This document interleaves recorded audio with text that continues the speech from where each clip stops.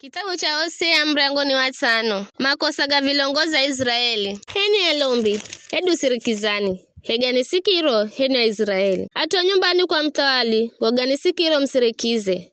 Kwani hukumu ibeni yenu. Mzakala muhego kwa atu wa mizipa. Mzakala nyavu, zisizo hegwa kwa atu wa tabori. Asi mazangezo utiriri wawe, ela usindangi za akili pia. Na manyato Efraimu, Israeli kama dimakuniza mabuli. Efraimu mana piga umalaya, Israeli mazazangiza ukolo. Mahendo goga za guirwa, ngwa.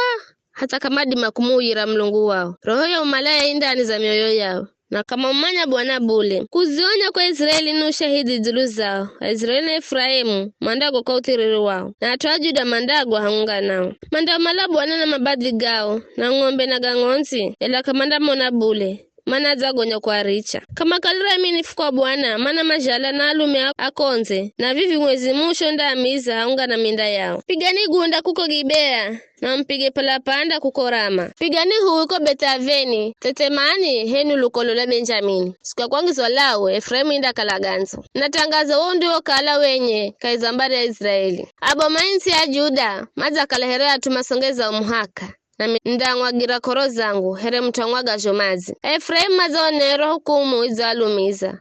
Mana makala na chadi, kutuwa mautuga kizuzu. Ndanonga Efraimu here poho, manonga vitu. Ndanonga Juda here choza. Efraimu maroho na unyongewa onatua Juda maroho na vironda jao. Efraimu magalukira insi ya Ashuru. Makimlagizira mtawali mbomu, ila ye kadima kumzikiha.